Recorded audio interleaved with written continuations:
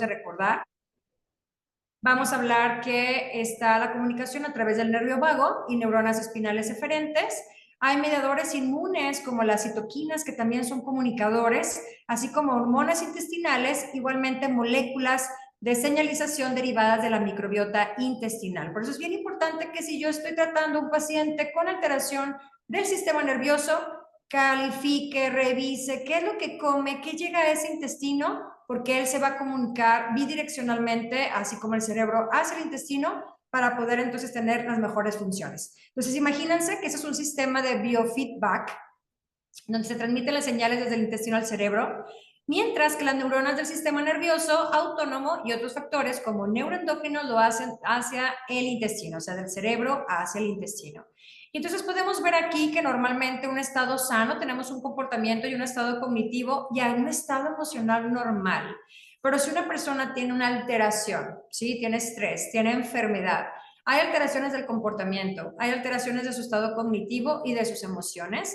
Por eso, para los nutriólogos es súper importante aprender sobre esta disbiosis que puede estar muy recurrentemente en nuestros pacientes. Y como podemos ver aquí, pues estas alteraciones digestivas van a estar afectando a nuestro sistema nervioso. Entonces, esa estructura del eje intestino, microbiota, cerebro, que ahorita ya vamos a hablar de estas bacterias tan importantes, nos dice que el nervio vago juega un papel en el sistema nervioso llamado parasimpático, y ese sistema nervioso crea respuesta hacia lo opuesto, hacia lucha y la huida, ¿sí? Lo que se conoce como descansar, tengo que hacer la digestión, tengo que estar relajado, pero cuando hay mucha respuesta de este estrés de lucha, de huida, pues sabemos que nuestro cuerpo responde a un peligro percibido, es como un estrés constante. Y ese ritmo cardíaco también del paciente puede aumentar, pueden aumentar también cambios en el sistema digestivo inmunológico, pueden tener como esas señales como si se apagaran, dicen, oye, me siento estreñido, me siento incómodo y también me enfermo muy fácilmente porque está deprimido ese sistema inmune. Y esto pues nos damos cuenta porque nos está diciendo que estos sistemas pues ayudan a nuestro cuerpo a priorizar la respuesta del peligro. Entonces tiene que huir porque normalmente vivimos con un estrés crónico, como vemos aquí, cambios de humor, la ansiedad, y todos ellos están muy importantemente reflejados a través de los neurotransmisores. Por eso para nosotros como nutriólogos o profesionales de la salud que también vemos a estos pacientes, vean tan importante que es esta formación de llevar esos alimentos, cómo van a crear también ese balance de la microbiota, cómo mejora la motilidad, incluso la secreción de diferentes péptidos gastrointestinales. Ahora, la microbiota juega un papel muy importante porque el eje intestino-cerebro está formado por esa microbiota, la cual se está postulando como una posible explicación de muchos de estos trastornos neurológicos de nuestro entorno. Incluso se ha relacionado con enfermedad de Alzheimer, con enfermedad de Parkinson, con esclerosis múltiple. Y entonces hablamos que la composición de la microbiota no es estática, realmente es dinámica, está cambiando día con día y también nuestra microbiota se adapta al lugar donde reside y a las funciones que desarrolla. Por eso esta composición se verá afectada si tú cambiaste de residencia, tu dieta es diferente, viajaste, tienes, por ejemplo, también un cambio de incluso hasta de domicilio, los estilos de vida, consumo muchos antibióticos, muchos medicamentos, entre otros factores. Ahora, cuando hablamos de microbiota y cerebro, vamos a ponernos a pensar tan importante de cómo la microbiota, estas bacterias intestinales se comunican con nuestro cerebro mediante una estimulación directa de receptores. Entonces, hay esos metabolitos microbianos señalizan las células que son llamadas enterocromafines. ¿Perdón? ¿Alguien tiene prendido su micrófono? Si es tan amable de apagar. Y hay diferencias a través del nervio vago o a través de la emisión de sustancias inmunomoduladoras como las mismas hormonas. Por eso, cuando damos una comunicación bidireccional, como les digo, cerebro-intestino y el intestino al cerebro, pues sabemos que también hay unas vías inflamatorias ahí muy interesantes. Esta microbiota puede metabolizar, también llamados los xenobióticos, alterar el funcionamiento neurológico, lo cual sabemos que para nosotros es como si fuera una sustancia extraña, ¿sí? Hay algo interesante que tenemos que por ahí vigilar porque esa persona vive con migrañas, porque se siente decaído, incluso deprimido y demás. Ahora, si empezamos a ver esta parte de la microbiota intestinal, pues vemos que aquí hay un sistema nervioso saludable y acá hay un sistema nervioso estresado y enfermo todo el tiempo. Y aquí es donde podemos ver que cuando se han revisado múltiples estudios, pues la microbiota se presenta como una herramienta potencial en este diagnóstico y como objetivo terapéutico en múltiples desórdenes del sistema nervioso central observen como la misma enfermedad del Parkinson, el Alzheimer, son procesos de adicción incluso también vinculados a otros del entorno como la adicción a las drogas, la esquizofrenia, la esclerosis múltiple, ya que la alteración de cualquier órgano de este eje produce la alteración del resto. Entonces, hay un estrés, hay una enfermedad, hay una disfunción a nivel intestinal y vemos cómo estas bacterias patógenas empiezan a estar creciendo más alteradamente, causando esta disbiosis y sobre todo también llevándonos a mayor producción de estas citoquinas proinflamatorias, causando también cambios en nuestro sistema inmunológico y por lo tanto, pues estos van a ser también factores importantes para estos cambios del comportamiento de los pacientes. Ahora, ¿qué produce la microbiota? Sabemos que produce ácidos grasos de cadena corta y también cómo estos se comunican al sistema nervioso central. Entonces, imagínense que la microbiota participa en esta hidrólisis de los distintos polisacáridos en ácidos grasos de cadena corta.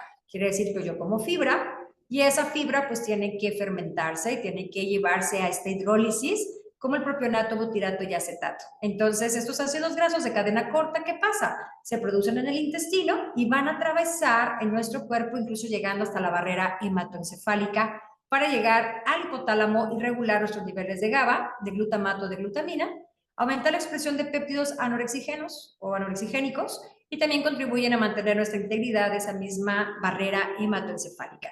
Por eso vemos aquí que la dieta alta en fibra es súper importante en cada día que nosotros estamos, por ejemplo, con estos cambios que les platicabas, es una dieta más alta en grasas, es una dieta más alta en azúcar, pues no vamos a tener un equilibrio que buscamos con la microbiota.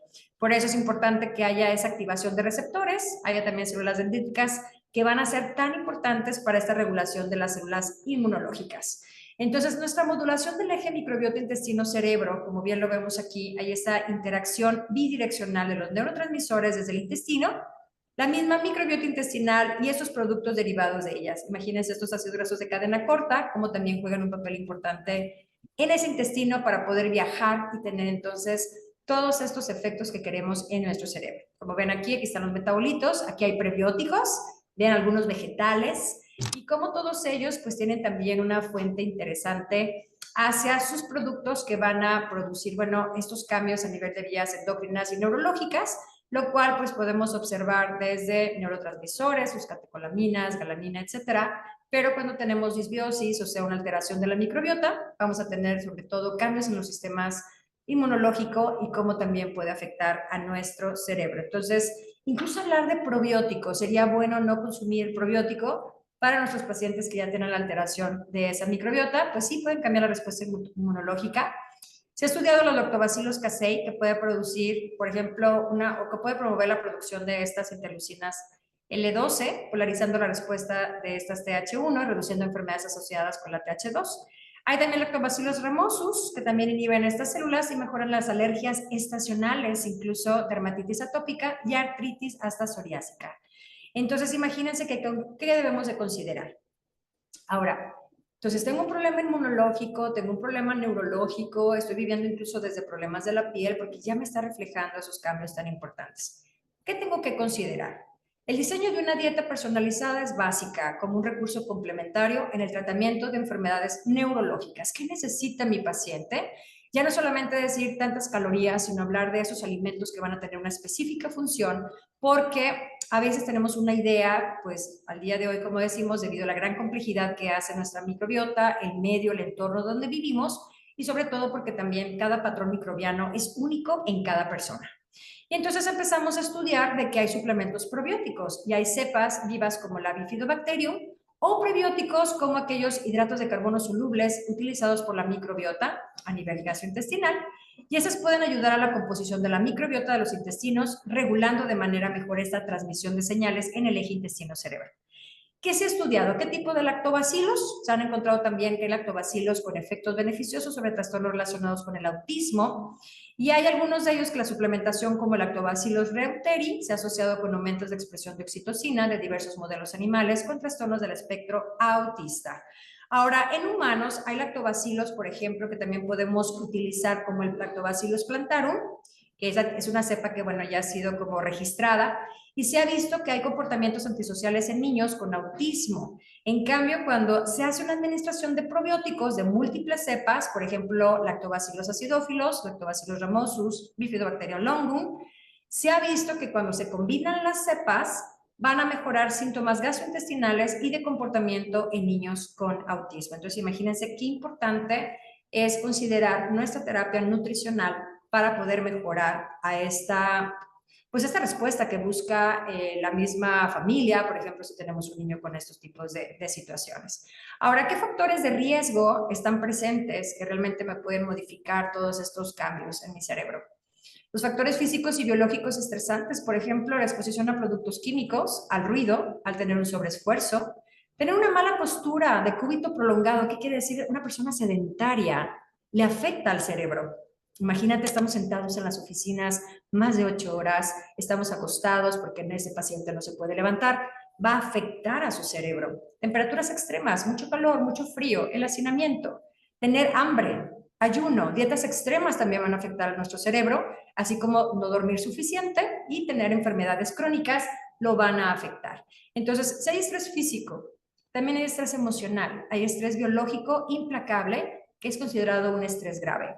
Entonces, tenemos que considerar que hay aquellas recompensas naturales en nuestro cuerpo, ¿sí? La misma red social que tenemos, nuestros cuidados, la parte social es muy importante, pero también qué calidad de alimentos lleva a tu cuerpo y eso también va a reflejarse en tu comportamiento de esa comunicación que tiene intestino-cerebro.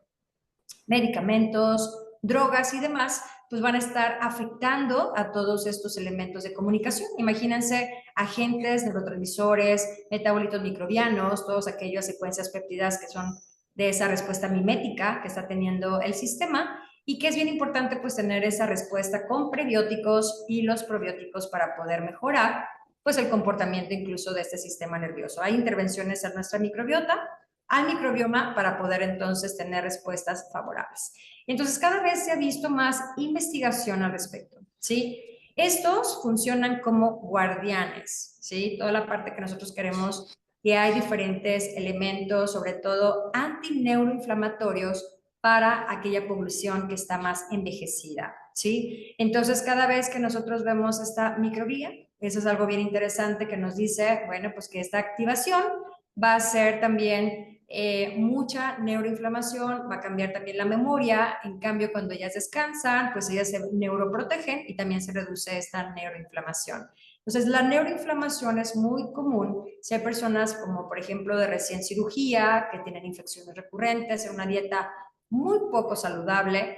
En cambio, pues no hay estrategias dietéticas muy actuales, por llamarlo así, no hay un buen ambiente de comportamiento. Si yo tengo un ambiente malo, incluso tóxico, difícil, va a causarme una neuroinflamación, así como también el no hacer ejercicio.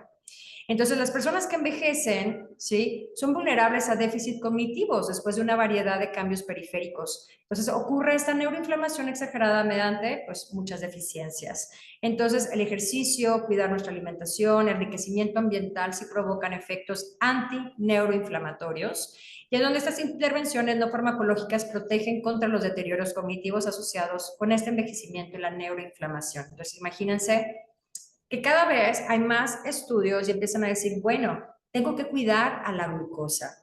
La glucosa es muy importante para que haya esta homeostasis a nivel de nuestro cerebro. Cuánta energía consumimos, hacemos ejercicio y bueno, una múltiples factores que por aquí vamos a ver muy interesantes. Entonces, se han hecho algunos estudios de revisión, sobre todo donde dicen, bueno, entonces el tener un ayuno intermitente también mejoraría respuestas, por ejemplo, de la reducción de la inflamación. Y el ejercicio tal vez estuviera también ligado a esta reparación del DNA y esa biogénesis mitocondrial. Incluso muchas situaciones, hasta hablar de crononutrición, son súper importantes que pudieran también mejorar las respuestas de nuestro cerebro. Pero no quiere decir que pues hagamos un ayuno intermitente en un adulto mayor, sino más bien aprender que la crononutrición juega un papel muy importante para que podamos también mejorar la sensibilidad a la insulina, para que se pueda también la movilización de ácidos grasos y la reducción de inflamación, para que no haya mayor daño a nivel de nuestro sistema nervioso. Por eso no lo comparan con el ejercicio, no lo comparan como diciendo hay que cuidar también nuestros horarios de comida para poder entonces mejorar todas estas respuestas antiinflamatorias que buscamos. Y algo que hace mucho nuestro ejercicio diario es la neurogénesis, la sinaptogénesis y la plasticidad sináptica. Por eso quienes hacen ejercicio tienen una mejor función cognitiva, se puede reparar el DNA y la biogénesis mitocondrial es súper importante para estos procesos, incluyendo la reducción de la inflamación. Por eso ser sedentarios no es lo mejor para el cuidado del cerebro, así como muchos órganos, y por eso les quiero mostrar esta imagen tan bonita de decir, bueno, ¿qué pasa si yo soy una persona, además de sedentaria, que estoy más de 6, 8 horas sentada en la oficina o viendo televisión o estar haciendo otro tipo de actividades que no me implican mucha movilidad y además soy inactivo, donde ni siquiera cumplo las mínimas recomendaciones de movimiento que nos dicen las diferentes líneas como la Organización Mundial de la Salud, pues voy a generar una inflamación crónica sistémica. Y eso no solamente daña a nivel del tejido adiposo, la sensibilidad a la insulina, células inmunológicas, sino también las células cerebrales, que es lo que yo les comentaba, y está muy ligado a ese sedentarismo y la actividad a tener enfermedad de Alzheimer y Parkinson, entre otras. Por eso decir que todo lo que expresamos cuando nos movemos hacen factores de transcripción que realmente van a bloquear que siga esta inflamación crónica sistémica. La inactividad no nos ayuda. Necesitamos movernos para que podamos vigilar sobre todo todas estas respuestas, sobre todo que hace esta expresión genética a través del incremento del ejercicio. Por eso, después de que pasamos desde esta parte de la microbiota, el eje intestino-cerebro, vamos a hablar un poquito más sobre nutrición y lo que está publicado al respecto. Imagínense, hay recomendaciones para aumentar la concordancia donde las dietas del estilo mediterráneo son las que se sabe, pues están asociadas con un menor riesgo de depresión. O sea, hay muchas publicaciones, incluso en diferentes revistas, que están ligadas a psiquiatría, empiezan a decir, bueno, ¿qué hay también con múltiples enfermedades? Bueno, pues los componentes de la dieta mediterránea, habla de ácidos grasos omega 3, que también algunos condimentos como canela, cúrcuma, que tienen efectos beneficiosos incluso sobre la función neurológica. Y cuando se hacen estos hallazgos, pues nos habla de que los beneficios varían sobre todo con la composición de la dieta.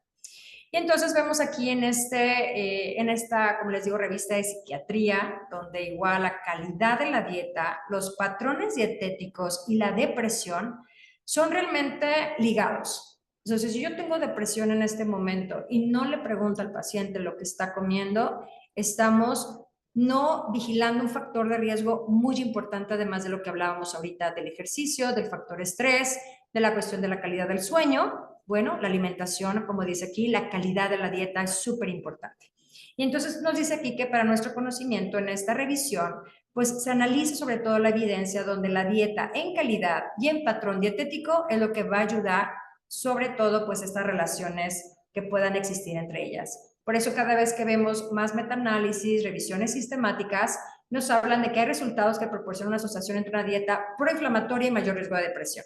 ¿Qué es una dieta proinflamatoria? Estar consumiendo más grasas, como les decía, más azúcares añadidos, menos fibras, alimentos más procesados, y ahí es donde decimos no hay una buena variedad de frutas, verduras, antioxidantes, y ahí es donde tenemos que saber que hay dietas moduladoras de la inflamación que pueden ser una intervención eficaz o un medio preventivo para reducir el riesgo y los síntomas de la depresión. Entonces, cada vez que se hacen estudios a través de hombres, mujeres, en ambos sexos, pues se encuentran tan importantes aquellos efectos, sobre todo con la dieta moduladora. En esta otra revista de psiquiatría, principalmente habla que los patrones dietéticos caracterizados por un consumo elevado de carne roja, carne procesada, granos refinados, muchos azúcares, productos altos en grasa como mantequillas o papas fritas o todos los alimentos que son altos en grasa y poca cantidad de frutas y verduras, está asociado a mayores riesgos de depresión. Entonces, vigilen, pregunten qué es lo que está consumiendo mi paciente que tiene una alteración del sistema nervioso, salud mental, alguna enfermedad psiquiátrica, es muy importante. Entonces, ¿qué concluyen en esos metaanálisis? Que las personas con un patrón dietético sano se asocian con una disminución de su riesgo de depresión, pero si tengo un patrón dietético del estilo que llevamos, que es más grasa, que hacemos menos ejercicio, es poco saludable, pues se asocia a mayor riesgo de depresión.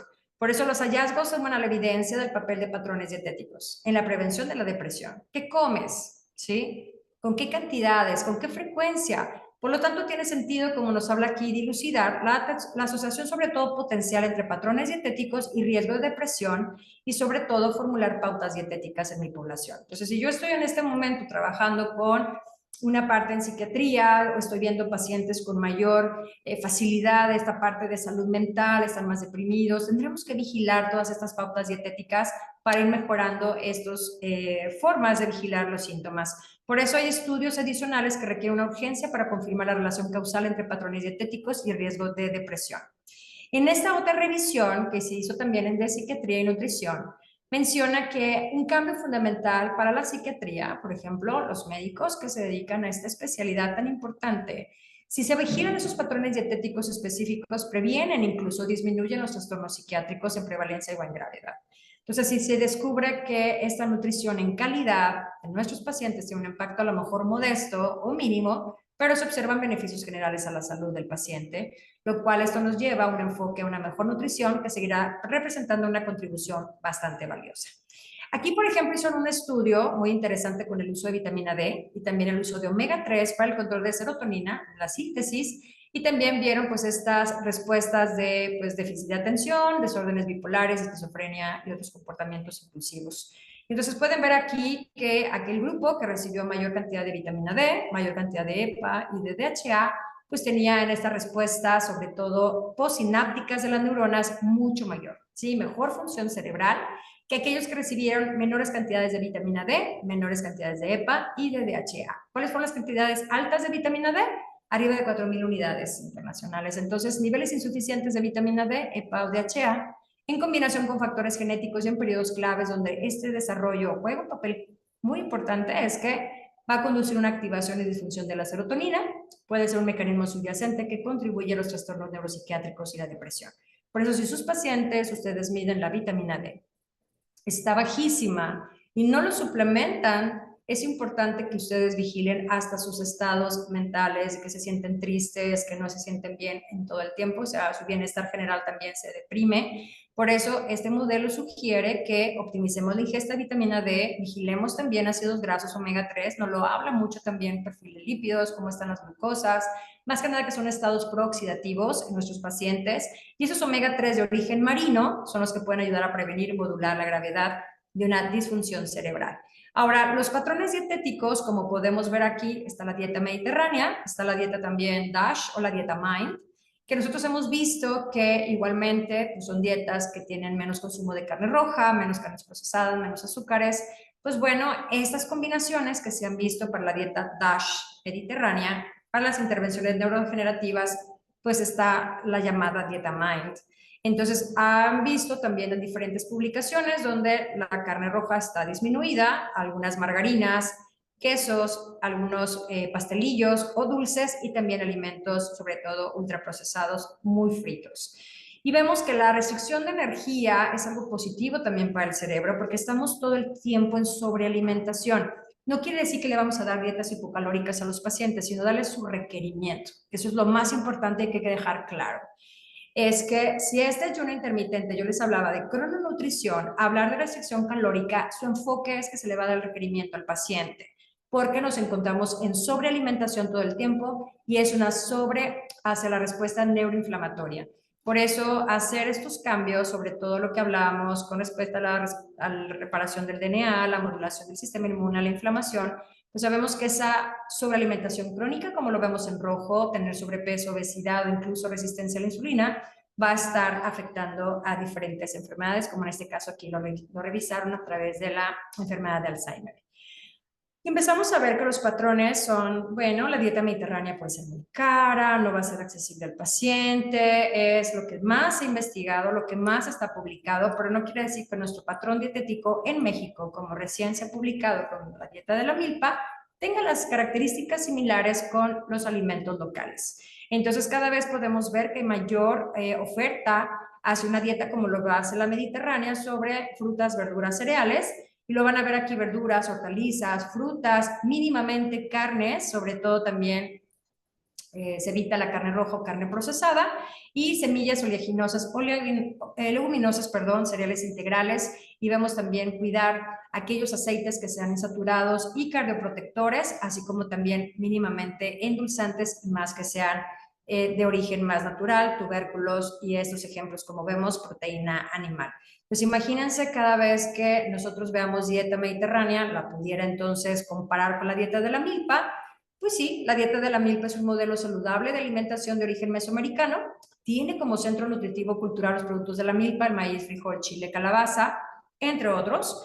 Y hay alimentos además de origen mesoamericano que se consumen en nuestro país. Entonces vemos junto con aquellos adoptados a una cocina tradicional, una cocina realmente de productos locales, más de casa, más de lo que sabemos que son nuestras raíces, es lo que combinados de forma saludable vamos a obtener mejores nutrientes. Entonces, una dieta mediterránea sabemos que también se ha estudiado y es algo súper interesante, aumenta el volumen cerebral y la materia gris en nuestro cerebro, por lo cual estimula el proceso de aprendizaje, fomenta el desarrollo de las funciones cognitivas y ralentiza la muerte neuronal a largo plazo. ¿Por qué? Porque es múltiple cantidad de antioxidantes, omega 3, vitamina D, entre otros, y también pues grasas saludables. Entonces, estos patrones para nosotros es más fibra, más minerales, más vitaminas, ácidos grasos esenciales, a la vez es una fuente importante de antioxidantes. Entonces, nuestra alimentación es lo que tenemos que asesorar. ¿Qué quiero con mi paciente? Tiene una neuroinflamación.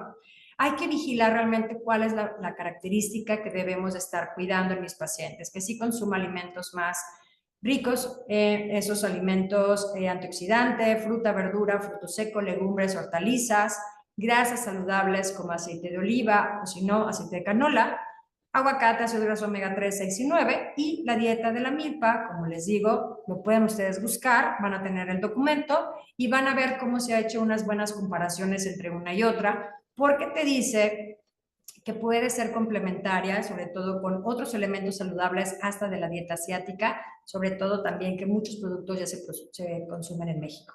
Y bueno, esa siguiente parte de la charla me voy a dedicar más a nutrientes específicos que me gustaría que los tengamos muy presentes con estas recomendaciones, porque antioxidantes que hacen mejor el funcionamiento cognitivo, frutas, verduras, el café, el té verde, obviamente el café de grano, vamos a ver que la literatura nos dice que la ingesta de café está asociada con una disminución del riesgo de suicidio, es bastante interesante lo que marcan en este tipo de publicaciones, y que la quercetina, por ejemplo en manzanas rojas con piel, cebollas, moras azules, arándanos y fresas, parece proteger también contra el daño de las células cerebrales. Entonces imagínense tan importantes esos antioxidantes. Ácidos grasos esenciales, piensen en la fluidez de membrana. ¿Sí? Nuestra membrana neuronal necesita una fluidez para comunicarse, para que esa síntesis sea rápida, también no de comunicación rápida, porque sus funciones de los neurotransmisores cerebrales hace que también, pues tengamos también integra un sistema inmunológico. La barrera hematoencefálica determina nuestra biodisponibilidad y el proceso de la mielinización determina la eficiencia de todas las funciones cerebrales y es por eso que debemos de suministrar a partir de la dieta una disminución sobre todo de que lo que estamos brindando de ácidos grasos va a ayudar a que, pues, si hay perturbaciones importantes, pues esto se va a poder lograr con nuestros pacientes. Estos ácidos grasos omega 3, DHA y EPA, realmente sabemos que nos enfocamos a la mejor fuente, que son de origen marino, pero también tenemos algunas fuentes a través de origen vegetal. Por eso lo mejor es siempre la combinación de todos los elementos y por eso hablamos de variedad de la dieta. Cuando tenemos este proceso inflamatorio, lo queremos controlar, el proceso inmune, también la autoinmunidad, pues esos elementos tan importantes de los omega 3 hacen que nuestras membranas lipídicas del cerebro, como les decía, tengan una buena fluidez. Por eso el agotamiento de DHA conduce a que tengamos pérdida de función neuronal. Tenemos que vigilar qué está comiendo el paciente. No me gusta el pescado, no quiero comer esto, no come lo otro. Y come una dieta que tal vez está muy baja en todos estos alimentos, muy deficiente. Cuando lo sigo evaluando, sigo preguntando qué es lo que come el paciente.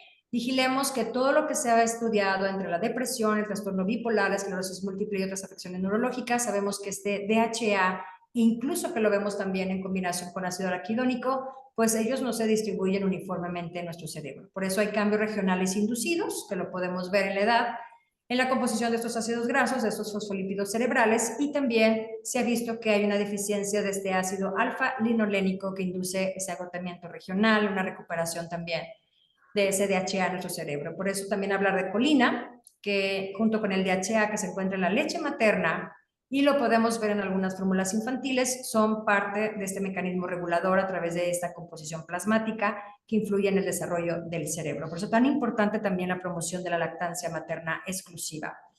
Ahora, ¿por qué el hierro es tan importante?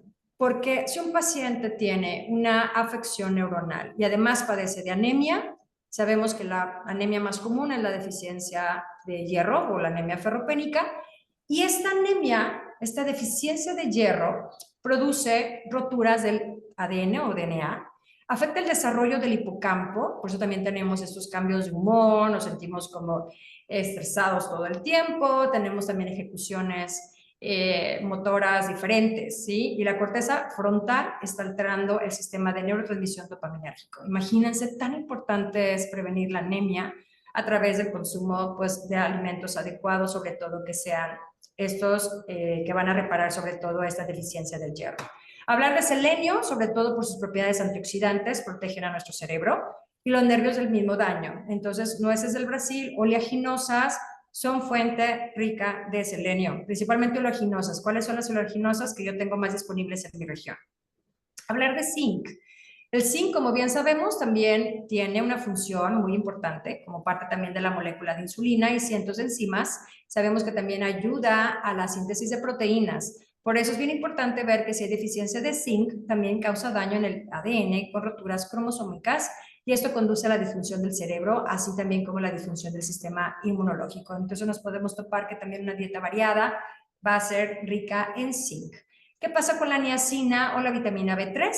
Se sabe que cuando hay esas deficiencias de vitaminas del complejo B, principalmente podemos aprender o recordar que la deficiencia deshabilita la reparación del ADN y también conduce a daño neurológico y a la pérdida de memoria.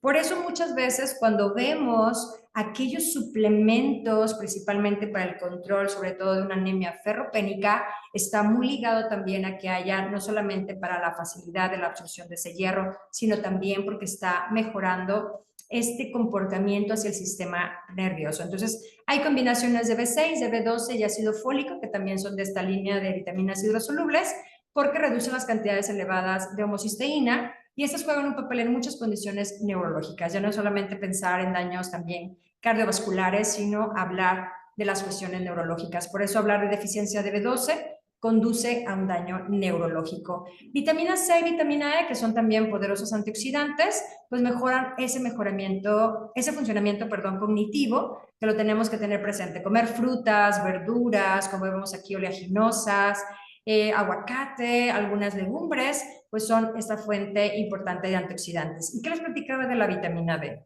Hablar de vitamina D es tener receptores de hormonas nucleares que regulan esa expresión génica, el desarrollo de nuestro sistema nervioso, y se ha descubierto que la vitamina D retrasa la aparición de la esclerosis múltiple, así como también efectos de la depresión. Por eso, bien en sus pacientes tan importante la medición de la vitamina, sobre todo porque hay trastornos afectivos estacionales, ¿sí? Nos vamos a tomar la idea de que incluso si casi no sale el sol, que están en los tiempos de invierno, hace más frío, yo puedo tener niveles de vitamina D más bajo porque tengo menor exposición solar.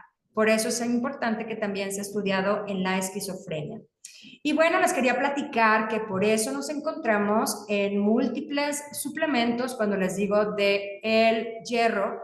Bueno, pues hablar del hierro, ya supimos que también no solamente es para hablar de la anemia, sino porque el hierro ayuda a la neurogénesis y a la sinaptogénesis. Y este hierro combinado con ácido fólico, con vitamina B12, con vitamina C, con vitamina E, pues van a tener esas mejorías de la salud también a nivel del sistema nervioso central. Pues imagínense, tan importante es también el consumo de la vitamina B6, de la B12 para disminuir el daño a los nervios. Es algo importantísimo que ustedes siempre lo tengan presente. Hierro, complejo B y antioxidantes para poder ver todos estos cambios en el comportamiento de una persona. Y por último, ¿qué pasa ahorita con todas estas dietas que decimos es que tienen que cuidar sus carbohidratos, tienen una resistencia a la insulina? Trae muchas situaciones ahí interesantes que, bueno, sabemos que las dietas pues no son para todos, tenemos que evaluar muy bien el caso clínico, tenemos que pensar, bueno, ¿esa sería la mejor dieta para mi paciente o no? Pero sí hay algo interesante que han descubierto cuando utilizamos menos cantidad de azúcares, ¿sí? Sobre todo porque ahorita que hablábamos de las membranas, cómo tiene también ciertas respuestas neuroprotectoras, cómo se mejora la señalización insulínica, la sensibilidad hormonal sobre otras, en este caso la misma insulina, pues algún punto interesante en la inflamación crónica, pero volvemos a lo mismo, ¿cuál es la fuente de esos nutrientes? Y quiero cuidar los hidratos de carbono, pero también están las frutas, las verduras, los granos, las leguminosas, las oleaginosas. Entonces, estar vigilando que si te tiene una mejoría en esas respuestas cerebrales, sobre todo porque hay muchas bibliografías donde la dieta cetogénica es para el paciente con epilepsia. Y entonces aquí es donde decimos, ¿cuál es la perspectiva de la microbiota? Hay la misma constitución de la microbiota que requiere fibras, pero necesitamos una dieta cetogénica si el paciente sufre de epilepsia. Entonces aquí nos vemos que esta influencia de la dieta, pues se ha demostrado que la terapia dietética tiene un impacto positivo en condiciones de la alteración de la microbiota y que la dieta cetogénica, debido pues a que casi se elimina totalmente los hidratos de carbono, subimos muchísimo las grasas, pues indican que posiblemente esta microbiota pudiera también modificarse positivamente un momento, pero también tendríamos que vigilar que ese consumo de fibra pues estén presentes con bajos hidratos de carbono para que podamos tener resultados. Y entonces sabemos que esta dieta cetogénica pues se ha estudiado sobre todo en estos pacientes con epilepsia, otros están relacionados a cambios con el GABA, incluida la enfermedad de Alzheimer, la ansiedad, el autismo, la enfermedad de Parkinson, esquizofrenia. Pero esto es un amplio espectro de problemas graves de salud y tendríamos que individualizar el caso para que puedan verse, sobre todo, afectados positivamente, por llamarlo así, a los pacientes, por el desarrollo de una terapia neuroprotectora con los mismos microbios, como dice aquí, la misma microbiota. Por eso hay un tratamiento que se puede dar con suplementos dietéticos como probióticos y prebióticos para mejorarla. Entonces, si pueden apagar su micrófono, por favor. Entonces, cuando hablamos de la manipulación de la dieta, el trabajo, por ejemplo, que se tiene muy bien documentado, es que la cetosis metabólica inducida por este tipo de dietas o también por cetonas exógenas, pues ha visto sobre todo cambios fisiológicos, histológicos, bioquímicos que pueden estar causando una neurodegeneración. Hay muchos estudios clínicos en adultos, sobre todo que tienen diversos trastornos neurológicos, que respalda esta terapia y sobre todo, pues ya sabemos, epilepsia, se ha visto en Alzheimer, se ha visto también en migraña, dolores de cabeza, gliomas, porque pues estas investigaciones clínicas son importantes, sobre todo pues hay estudios, ensayos aleatorizados, ciegos en poblaciones grandes y en subpoblaciones de pacientes cuando sea posible y esto lo justifica. Por eso los efectos adversos comunes a la terapia cetogénica incluyen síntomas gastrointestinales, cómo se siente mi paciente, tiene diarrea todo el tiempo, realmente está adaptado a la dieta y la pérdida de peso, así como la dislipidemia transitoria. Entonces recordemos que es bien interesante que el efecto de la dieta cetogénica, pues para que este microbioma se conserve, sea variado y realmente no impacte en estos ácidos grasos de cadena corta y si tengamos efectos positivos con la integración de la integridad que tiene la misma barrera hematoencefálica, nos vamos a dar cuenta que tiene mucho que ver con la calidad de las mismas grasas que utilicemos para poder mantener esas cetonas, sobre todo con grasas que llamamos más saludables o cardiosaludables. Por eso, aquí se me hizo bien interesante este estudio. Fue un estudio que aquí vieron una dieta baja en hidratos de carbono, veían un plan de alimentación de 20 gramos de hidratos de carbono. Eso es algo que me gustó porque fue en pacientes que tenían ya una enfermedad de Alzheimer y vigilaron los marcadores de inflamación, sobre todo de la misma enfermedad, que ya tenían una alteración cognitiva pero moderada.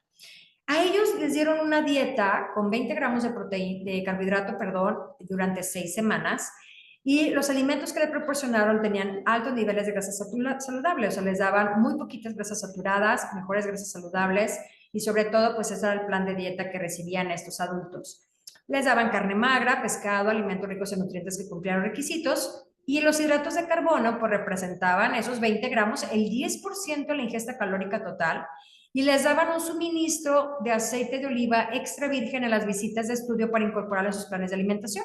Entonces, era como si fuera una dieta. Me encanta esta temática que le hacen en este artículo porque es bastante interesante que te dice una dieta cetogénica mediterránea modificada moduló el microbioma de estos pacientes, sobre todo con los ácidos grasos de cadena corta asociados a la enfermedad de Alzheimer. Les daban 10% hidratos de carbono, 60-65% de grasa y 30-35% de proteína, pero de eso era un suministro bien importante de aceite de oliva extra virgen. Y entonces, pues bueno, para poder terminar todos esos elementos tan interesantes, analicemos toda la evidencia que hay. Realmente, como les digo, las dietas no son para todos iguales. Tenemos que vigilar la parte clínica, los síntomas del paciente, su bienestar, para poder entonces tomar las mejores decisiones, pero sobre todo nuestro trabajo no es solamente contar calorías, sino estar dando suministro adecuado de macro y micronutrientes, porque eso es esencial para nuestros pacientes, para su bienestar, para que proporcionen la base de su salud desde ese intestino, desde la microbiota, para bajar la inflamación, para también tener una eficacia con otras intervenciones psicoterapéuticas y también psicofarmacológicas. Fíjense qué interesante es que realmente hagamos un tratamiento con nuestros pacientes en conjunto con el equipo multidisciplinario. Por eso el conocimiento nutricional básico es esencial para todos, incluyendo aquellos médicos especialistas o bien también psicoterapeutas, que siempre es importante, bueno, porque hay ese mecanismo de recompensa sobreestimulado, porque el paciente no vemos mejorías si solamente es el medicamento, donde se requiere mejorar la química cerebral. El medicamento va a tener ese efecto, pero también los nutrientes que van a estar llegando para tener este equilibrio. Por eso las intervenciones que además sumemos el estilo de vida, de hacer el ejercicio, yo les decía, el sedentarismo pues no es nada bueno para nuestro cerebro, hacemos un entrenamiento dietético. Y ese entrenamiento dietético es donde podremos utilizar como una intervención prometedora, rentable, práctica para las personas con alguna enfermedad mental. Piensen en suplementos, piensen en nutrientes, piensen en esas dosis necesarias para cada uno de nosotros y por eso requerimos la bioquímica nutricional. Y por último, las intervenciones nutricionales deben ser integradas como un pilar importante en el tratamiento biopsicosocial de cada uno de nuestros pacientes. Entonces, les agradezco nuevamente la invitación para estar el día de hoy con ustedes. Les dejo mis redes sociales y estoy al pendiente para cualquier duda o comentario. Muchas gracias.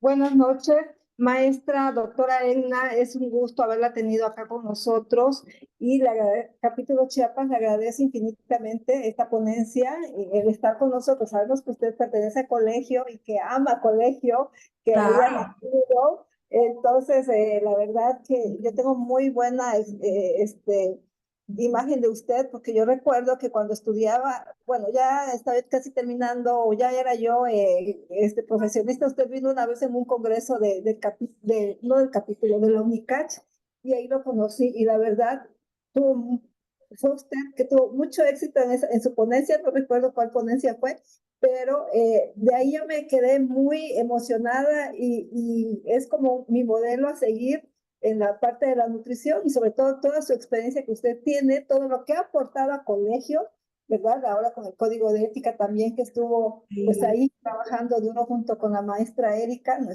nuestra presidenta y todos los capítulos. Bueno, vamos a compartir ahorita su constancia. Claro que sí, pues muchas gracias por tu palabra. Yo estoy muy contenta de estar aquí y estoy al pendiente. O sea, cualquier duda que tengan, estoy al pendiente. Espero que esta haya sido una información útil. Cada vez que nosotros la revisamos, decimos qué importante es nuestra labor, qué importante hace el nutriólogo para trabajar en equipo multidisciplinario. Y por eso debemos de sentirnos orgullosos de todo lo que hacemos, de todos nuestros conocimientos, para poder mejorar la salud de la población. Y realmente en todas las enfermedades está la nutrición presente. Recuerden, tenemos que estar ahí vigentes, tenemos que capacitarnos y qué bueno que a través de estas sesiones podamos tener esta comunicación con todas partes de la República. Entonces, un gusto.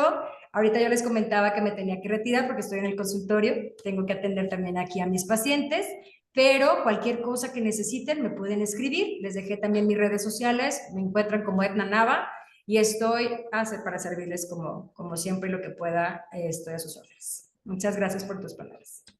Gracias, doctora. Bueno, entregamos una constancia a la doctora Edna Judith Nava González por su participación como ponente en la sección académica Nutrición en Enfermedades Neurodegenerativas, con una duración de 1 hora, bajo el aval curricular del Colegio Mexicano de Nutriólogos, capítulo Chiapas. Tuxtla Gutiérrez, Chiapas, a 18 de julio del 2024, firmada por la maestra Erika Judith López Zúñiga, nutrióloga certificada, presidenta del capítulo nacional del Colegio Mexicano de Nutriólogos, y por la maestra María Isabel Hernández García, nutrióloga certificada, presidenta del capítulo Chiapas 2023-2025, y quedo a sus órdenes de todos los ponentes, de la presidenta nacional y también de usted, doctora, en lo que podamos apoyar el capítulo Chiapas, cuente con nosotros y nuevamente le agradezco de verdad el que nos haya aceptado dar No, esta hombre, al sesión académica. contrario. Ya sabe, le digo siempre a la maestra Erika, invítenme a Chiapas, a mí me encanta Chiapas. Cuando tenga la oportunidad, volverlas a ver, saludarlas, estar allá en su universidad, a mí me encanta, siempre conviví, los chicos en formación, los nutriólogos recién egresados, en verdad, valoremos, queramos muchísimo, nuestra profesión es invaluable, esos conocimientos que podemos transmitir a la población a través de el propio gremio y las mismas universidades que tanto nos apoyan para poder lograr esas plataformas. Gracias, doctora. Y también voy a aprovechar de agradecerle a nuestra presidenta nacional, la maestra Erika, por estar con nosotros y por todo el apoyo que nos ha dado el capítulo Chiapas, obviamente a todos los capítulos, pero también es una fortuna tenerla nosotros aquí en Chiapas. Claro, orgullosamente, la presidenta nacional. Claro que sí, muy bien. Gracias, Pues me da doctora mucho Edna, por gusto. el apoyo. Buenas noches. No, hombre, al contrario, gracias. Y bueno, estoy a sus órdenes. Un gusto, cuídense Gracias. mucho. Hasta luego. Gracias igualmente, doctora. Hasta luego.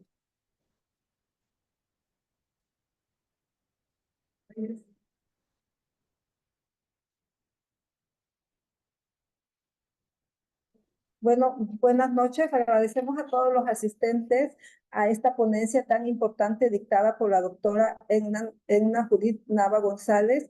Nuevamente vamos a estar invitándolos para el mes de agosto para otra ponencia, para que estén pendientes y cada día también los invito a también para que se colegien, pertenezcan al Colegio Mexicano de Nutriólogos, que es el único, lo vuelvo a repetir, es el único colegio que tiene la facultad de certificar y de recertificar, que es algo muy importante como nosotros los nutriólogos que estamos en el área de salud, que tenemos que estarnos constantemente actualizándonos, porque recuerden que también cada día salen nuevas enfermedades y nosotros tenemos que estar a la vanguardia.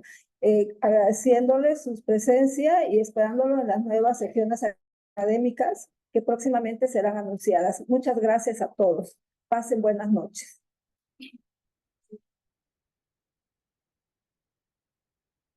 Sí, copiar.